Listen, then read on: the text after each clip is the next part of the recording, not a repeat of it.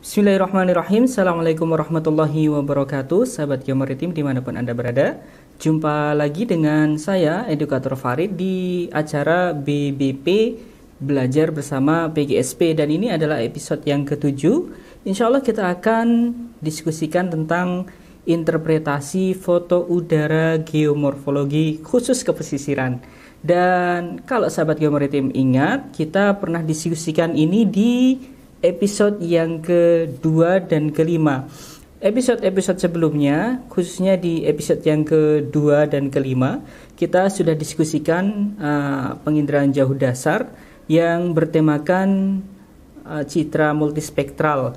Dan di episode kelima kita pernah singgung akan kita diskusikan di episode selanjutnya, yakni episode kali ini, episode ke-7, untuk interpretasi foto udara pankromatik. Sahabat Geomaritim, kita akan masuk ke layar monitor.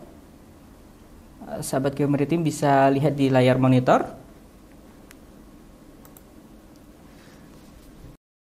Kita akan gunakan foto udara Gumuk Pasir tahun 1976, dan ini adalah bahan yang akan kita diskusikan. Sebelum kita masuk pada pembahasan interpretasi foto udara khusus untuk morfologi kepesisiran, kita perlu ingat dulu, dan ini pernah kita bahas di episode yang kedua tentang panjang gelombang. Sahabat Geomaritim bisa lihat ada garis merah. Di garis merah ini kita akan tunjukkan garis merah. Di garis merah ini yang kita lingkari, ini adalah letak posisi dari pankromatik yang digunakan dalam pemotretan foto udara. Dan kalau kita lihat, pankromatik berada di antara 0,5 sampai 0,9. Dan dari garis merah ini, sahabat Geomaritim bisa lihat, ternyata dia memiliki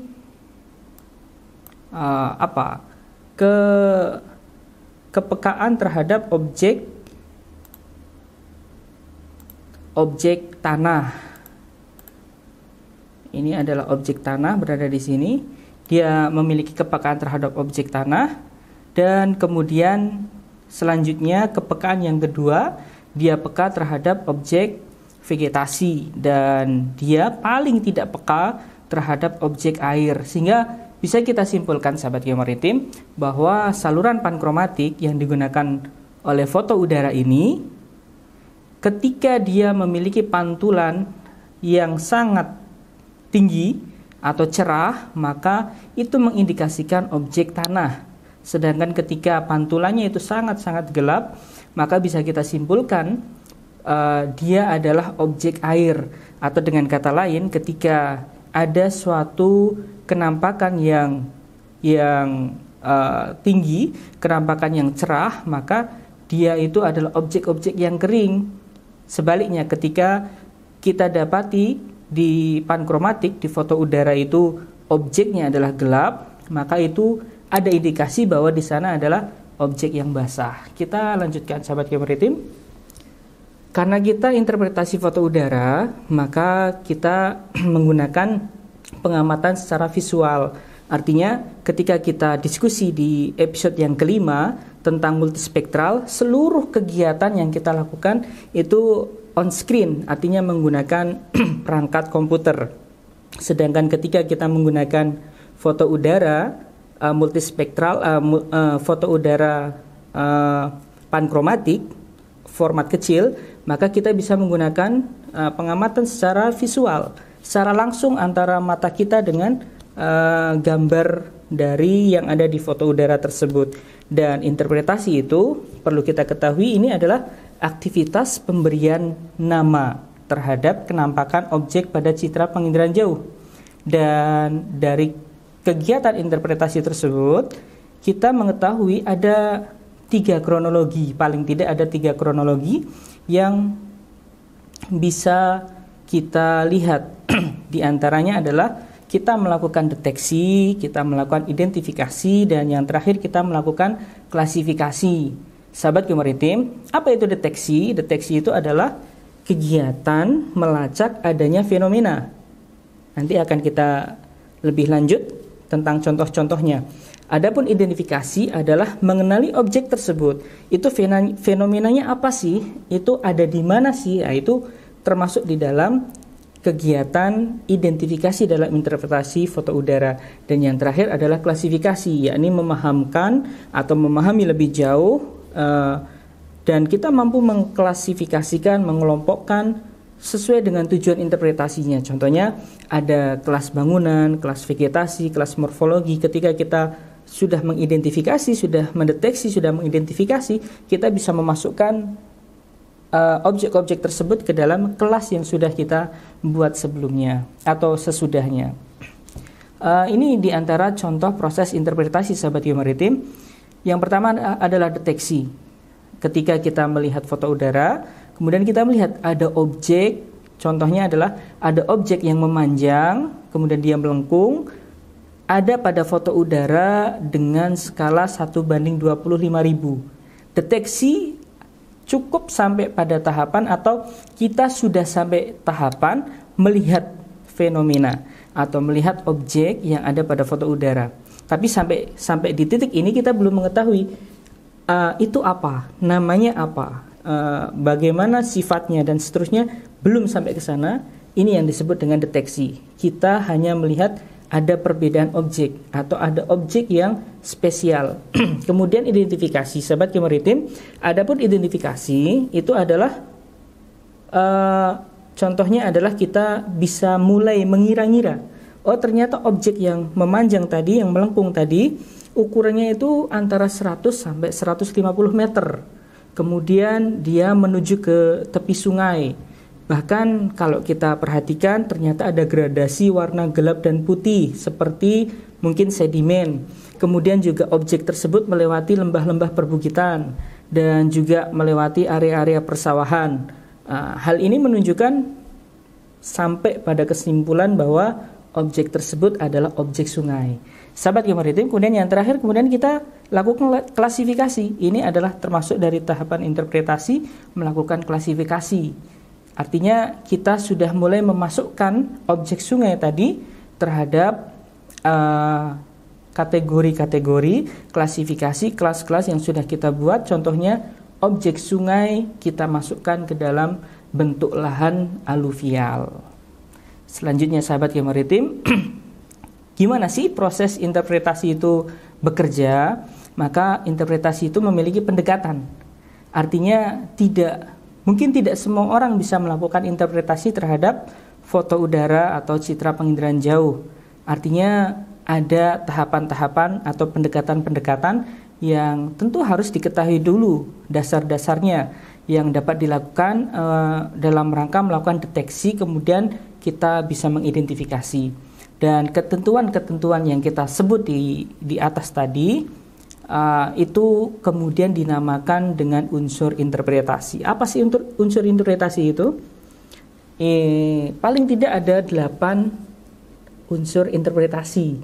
Yang pertama adalah rona dan warna, kemudian bentuk, yang ketiga adalah ukuran, yang keempat adalah tekstur, kelima bayangan, kemudian yang keenam adalah pola, yang ketujuh adalah letak dan situs, dan yang kedelapan adalah asosiasi. Kalau kita perhatikan, ini adalah kaidah dasar dalam unsur-unsur interpretasi. Semakin ke bawah dari layar kaca ini, dari nomor 1 sampai nomor 8, semakin ke bawah itu semakin sulit untuk dilakukan, semakin sulit untuk diidentifikasi atau dijelaskan. Rona dan warna itu adalah unsur interpretasi yang paling mudah untuk kita ketahui. Sekali lihat foto udara, kita sudah bisa membedakan. Misalkan ketika sahabat geomaritim melihat di data Landsat, ada rona merah, ada hijau, ada coklat, itu warna. Sedangkan nanti ketika kita menggunakan foto udara small format pankromatik, maka rona yang ada itu adalah cerah dan gelap. Dan perlu menjadi catatan bagi sahabat geomaritim, ketika kita diskusi tentang penginderaan jauh, maka rona itu adalah cerah dan gelap. Sedangkan warna itu adalah hijau, kuning, biru, sian, magenta, dan seterusnya, maka tidak ada istilah di dalam penginderaan jauh warna hitam. Karena hitam itu hakikatnya adalah gelap. Sedangkan juga perlu diketahui tidak ada warna putih, karena putih itu hakikatnya adalah cerah. Maka khusus untuk hitam dan putih di dalam penginderaan jauh kita sebut cerah dan gelap. Itu adalah rona. Maka siapapun, saya pikir semuanya bisa memahami rona dan warna ketika mereka melihat foto udara atau citra penginderaan jauh. Kemudian yang kedua adalah bentuk atau shape. Ini bentuknya itu apakah dia memanjang, apakah dia berbentuk bulat, apakah dia berbentuk seperti bintang. Maka itu akan menunjukkan identifikasi terhadap objek tertentu. Selanjutnya ada ukuran. Ukuran ini seberapa besar objek tersebut, seberapa panjang objek tersebut. Dan ini bisa kita ketahui ketika kita mengetahui skalanya, atau paling tidak dengan cara membandingkan antara satu objek dengan objek yang lain, apakah lebih besar atau lebih kecil. Jadi dalam hal ukuran tidak selalu bersifat numerik, artinya 1 meter, 2 meter, 3 meter, tidak. Tapi bisa juga dikatakan lebih besar atau lebih kecil. Kemudian yang keempat adalah tekstur. Sahabat Maritim, khusus untuk tekstur, ini sudah mulai unsur interpretasi yang sudah semakin berat. Artinya tidak semua orang bisa menyebutkan unsur ini, karena di dalamnya mengandung kejelian ketika kita melihat objek-objek yang ada di foto udara. Tekstur ini nanti akan membicarakan apakah dia kasar, apakah dia halus, dan itu akan menunjukkan karakter dari objek yang ada di dalam foto udara. Dan yang kelima, bayangan. Ini tentunya berkaitan langsung dengan ukuran. Karena bayangan itu menunjukkan bahwa objek tersebut lebih tinggi dari objek di sampingnya. Maka ini bayangan. Atau mungkin juga ada suatu objek yang dari ukuran dia besar, tapi ternyata dia tidak punya bayangan. Boleh jadi itu adalah objek yang mungkin luas tapi dia rendah, makanya tidak punya bayangan. Kemudian ada pola, dan ini berkaitan dengan arah hadapnya, polanya, bagaimana, apakah dia memanjang, mengikuti alur, dan seterusnya. Maka ini adalah pola. Kemudian letak atau situs adalah posisi dari objek yang sedang kita identifikasi berada di mana. Kemudian yang terakhir adalah asosiasi. Ini berkaitan antara hubungan antara satu objek dengan objek yang lainnya. Sahabat Maritim, dari unsur-unsur interpretasi ini coba kita akan terapkan terhadap foto udara kepesisiran yang ada di Parangtritis. Sahabat Maritim, dari unsur-unsur tadi maka bisa kita ambil satu pemahaman bahwa ketika kita melakukan identifikasi itu melibatkan unsur-unsur yang sudah kita sebutkan tadi. Dan mungkin 1 atau 2 sudah bisa mengidentifikasi suatu objek, tapi boleh jadi ada objek-objek yang betul-betul membutuhkan 8 unsur itu untuk bisa menyimpulkan sebenarnya itu objek apa. Maka memperhatikan rona dalam foto udara pankromatik itu bersamaan dengan bentuk dan ukurannya, kemudian tekstur dan bayangan itu secara bersama-sama mendukung identifikasi suatu objek tentang karakteristiknya, dan kemudian pola letak suatu objek itu berasosiasi dengan objek lainnya yang kemudian kita bisa semakin menyimpulkan suatu objek. Sahabat Maritim, kita akan coba praktekkan satu persatu mengenai unsur-unsur interpretasi. Dan yang pertama adalah rona. Bagaimana kita memahami rona? Tadi sudah kita sebutkan pada foto udara pankromatik, rona itu hanya ada cerah dan gelap. Sekali lagi bukan warna putih dan warna hitam, tapi kita gunakan istilah cerah dan gelap. Maka ketika kita mengambil unsur yang pertama dalam unsur interpretasi yakni rona, maka yang ada hanyalah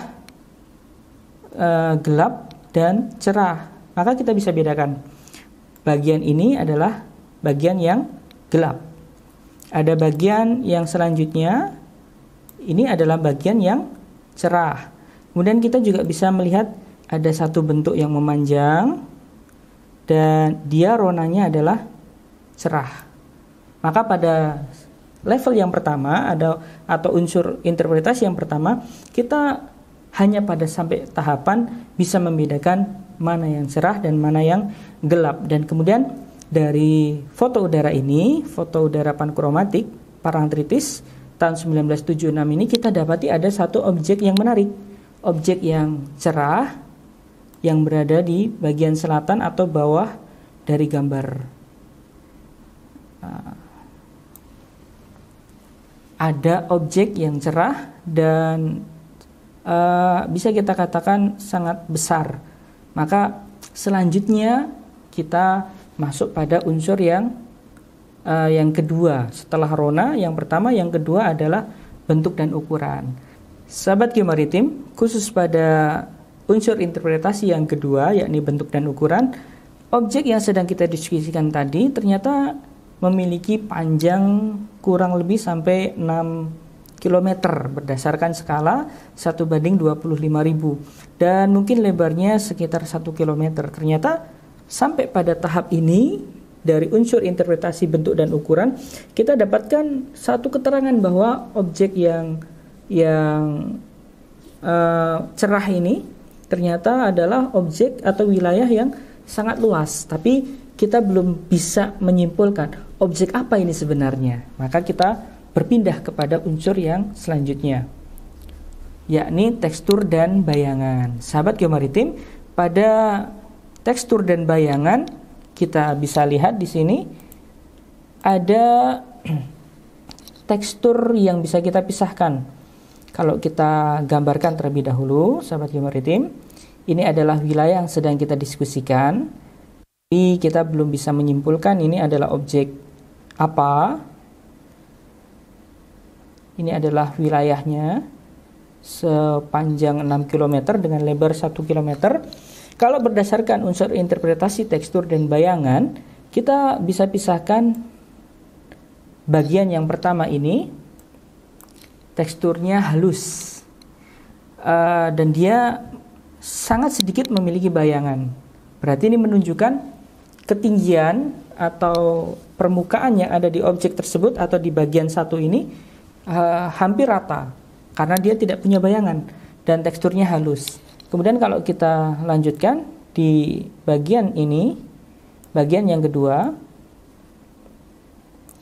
di sini sudah mulai ada bayangan, ada rona gelap dan rona yang cerah di sana, dan teksturnya sudah mulai agak kasar, walaupun masih bisa kita kategorikan ini kasar yang sedang atau yang ringan. Dan kemudian kita lihat pada bagian yang ketiga, sahabat Geomaritim, ternyata di bagian ketiga ini, di sana teksturnya sangat-sangat kasar dan bayangannya sangat beragam. Ada bayangan yang dia menjorok ke atas atau ke utara, ada juga yang dia diagonal, dan ini menunjukkan di bagian ketiga ini di sana permukaannya itu beragam atau morfologinya itu beragam.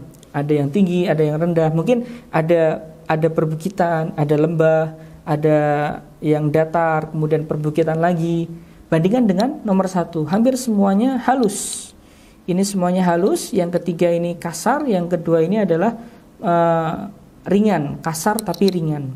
Dan kemudian di bagian keempat yang terakhir ini, kalau kita perhatikan, dia mulai memiliki tekstur dan bayangan yang serupa dengan nomor 2. Artinya, sampai pada titik ini kita bisa menarik kesimpulan atau mendapatkan informasi, bagian ketiga ini adalah daerah dengan topografi yang dia sangat beragam. Ada lembah, ada perbukitan. Tapi sampai di titik ini kita masih belum bisa menyimpulkan sebenarnya ini adalah daerah apa dan itu adalah fenomena apa. Maka kita beralih kepada unsur interpretasi yang selanjutnya, yakni pola. Sahabat geomaritim, kalau kita melihat pola, maka ada unsur interpretasi yang bisa membantu untuk kita memahami pola. Di antaranya adalah unsur yang kita diskusikan sebelumnya tadi, yakni tekstur dan bayangan. Maka dari seluruh wilayah ini, tekstur dan bayangan itu paling banyak berada di bagian yang kita batasi dengan warna merah ini. Yang pertama, ini tekstur dan bayangannya tadi kita katakan halus. Yang kedua ini lebih kasar. Nah, kita akan bicarakan pola di bagian 1 dan 2 ini. Ternyata, sahabat geomaritim, ada hal yang menarik.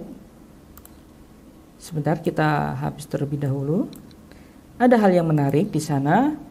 Ada pola yang menunjukkan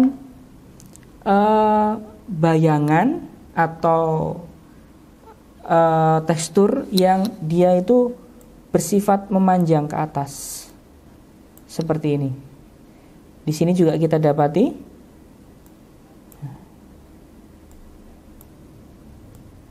ini juga kita dapati ada pola-pola yang memanjang seperti ini, sehingga seolah-olah mengesankan ada arus yang datang dari arah tenggara.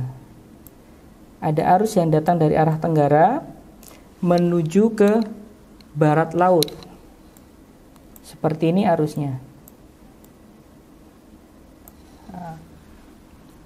Ini pola yang bisa kita ambil dari dua wilayah ini. Yang pertama adalah yang agak kasar atau yang sedang kasarnya. Tetap di sana kita dapati pola yang memanjang, dan kemudian di bagian yang kasar juga kita tetap dapati pola-pola memanjang. Maka dari sini kita bisa menarik kesimpulan ada pergerakan yang dipengaruhi oleh arus sehingga membuat morfologi di sana itu dipengaruhi oleh arus tersebut dari arah tenggara ke arah barat laut. Sahabat geomaritim, selanjutnya kita akan langsung berpindah pada situs dan asosiasi. Kemudian berkaitan dengan pola tadi yang dia memiliki arah dari tenggara ke arah barat laut. Yang tadi sudah kita sebutkan, ada indikasi objek tersebut atau objek yang ada di wilayah tersebut itu mudah terpengaruh oleh arus karena dia berada di darat. Bagaimana kita ketahui bahwa dia ada di darat? Kita bisa lihat ini adalah garis pantai yang ditunjukkan dengan ombak. Ini adalah ombak, ombak, ombak, ombak. Maka ketika rona cerah ini kita identifikasi sebagai ombak, ini adalah yang kemudian disebut dengan situs dan asosiasi. Situsnya adalah lokasi ini atau wilayah yang sedang kita diskusikan ini berada di tepi garis pantai. Dan secara asosiasi kita dapat lihat ada objek ombak di sana. Sahabat geomaritim, sekilas kita ingat lagi tentang rumus dasar dari pankromatik bahwa semakin gelap berarti itu menunjukkan di sana adalah vegetasi atau itu adalah objek air. Maka ketika kita dapati ada ombak dan di bawahnya ini adalah gelap, maka ini menunjukkan ini adalah objek air. Ini adalah objek air. Kemudian yang putih-putih ini adalah objek ombak. Maka kita bisa dapati situsnya berada di pantai, kemudian berasosiasi dengan ombak, dan kita dapati asosiasi yang lain adalah adanya sungai. Dari mana kita ketahui bahwa ini adalah sungai? Di sana juga terlihat rona yang gelap dan sekaligus ada rona yang cerah. Itu menunjukkan yang cerah adalah sedimen, sedangkan yang gelap adalah air. Kemudian dia berada di muara. Maka kita bisa dapati ini adalah sungai. Bagian ini adalah sungai. Sungai berasosiasi dengan wilayah yang sangat terpengaruh oleh arus. Dan arus yang sedang dimaksud adalah arus angin. arus angin dari tenggara yang membentuk morfologi di wilayah yang sedang kita diskusikan, berasosiasi dengan sungai, berasosiasi dengan gelombang dan juga laut, maka sampai sini kita bisa dapati morfologi yang sangat dekat dengan ciri-ciri ini adalah morfologi gumuk pasir. Sahabat Geomaritim, maka unsur interpretasi yang 8 tadi ketika kita terapkan di dalam foto udara ini, kita bisa ambil kesimpulan bagian cerah yang sedang kita diskusikan ini, yang luas mencapai 6 km dengan lebar 1 km ini, ternyata kesimpulannya adalah objek gumuk pasir. Sahabat Geomaritim, maka ini diskusi kita kali ini, dan kemudian mungkin ada pertanyaan, bukankah gumuk pasir itu juga memiliki banyak bentuk yang khas? Artinya gumuk pasir itu di dalamnya itu juga punya morfologi yang unik, maka kita katakan itu benar. Di antaranya adalah adanya barcan, adanya transverse, adanya barcanoid, longitudinal, parabolik, star. Ini adalah di antara bentuk-bentuk morfologi yang ada di dalam gumuk pasir. Barcan itu adalah bentuk bulan sabit, sedangkan transfer itu adalah bergelombang dengan indikasi bahwa anginnya itu sepoi-sepoi sehingga dia membentuk gelombang-gelombang yang ada di pasir. Kemudian barcanoid ini adalah embrio barcan. Apa bedanya dengan barcan, sahabat Geomaritim? Barcan itu ciri-cirinya dia memiliki mahkota. Ini adalah mahkota barcan. Mahkota barcan itu sangat tinggi, bisa mencapai 10 meter bahkan lebih. Dan kemudian ciri yang kedua adalah dia memiliki tanduk barcan. Tanduk barcan itu adalah sisi lereng yang ada di kanan dan kirinya. Maka kemudian dia membentuk bulan sabit. Ini adalah bulan sabit. Yang di tengah disebut tanduk barcan, kemudian ujung-ujungnya disebut sebagai yang di tengah disebut sebagai mahkota barcan, sedangkan di kanan kirinya disebut sebagai tanduk barcan. Berbedanya dengan barcanoid, dia belum memiliki tanduk barcan karena dia masih tersambung. Ini adalah barcanoid yang pertama, ini barcanoid yang kedua, barcanoid yang ketiga, barcanoid yang keempat, dan ini adalah barcan yang kelima. Satu barcan dengan barcan yang lain itu masih tersambung, maka dia belum dikatakan sebagai barcan. Maka dia masih dikatakan sebagai embrio barcan atau barcanoid. Sedangkan longitudinal bentuknya adalah seperti ini. Dia di kondisi alam dia sangat kecil tapi memanjang karena ada satu penghalang angin yang menjadikannya seperti itu. Penghalang anginnya persis berada di depan. Sedangkan parabolik ini kebalikannya dari barcan. Barcan membelakangi arah angin, sedangkan parabolik dia arah hadapnya adalah menghadap ke angin. Dan yang terakhir adalah star atau bintang, karena dia mahkotanya itu menghadap ke segala arah. Nah, sahabat Geomaritim, tadi sudah kita singgung bahwa ini adalah bentuk-bentuk khas atau morfologi khas yang ada di gumuk pasir. Maka pertanyaannya adalah, apakah dengan pankromatik atau dengan foto udara yang lainnya, data penginderaan jauh yang lainnya, kita bisa mengenali bentuk-bentuk yang khas ini? Maka kita akan diskusikan di episode yang selanjutnya, sehingga sahabat Geomaritim, ini yang bisa kita sampaikan di kesempatan kali ini.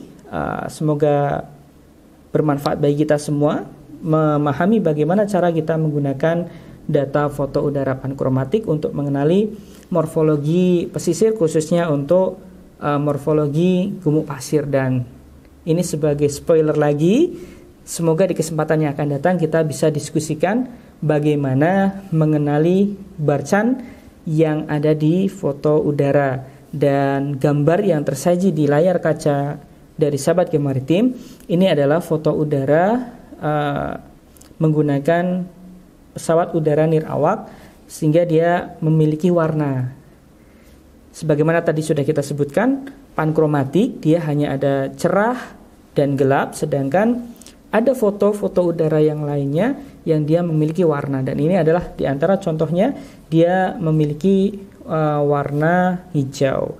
Dan ini adalah, semoga bisa kita diskusikan materi selanjutnya tentang interpretasi karakteristik morfologi dari gumuk pasir, khususnya adalah Barjan. Demikian sahabat Geomaritim, jangan lupa like, share, dan subscribe channel PGST TV. Dan dari saya Farid Ibrahim, edukator Farid Ibrahim, kami sampaikan terima kasih. Assalamualaikum warahmatullahi wabarakatuh. PGSP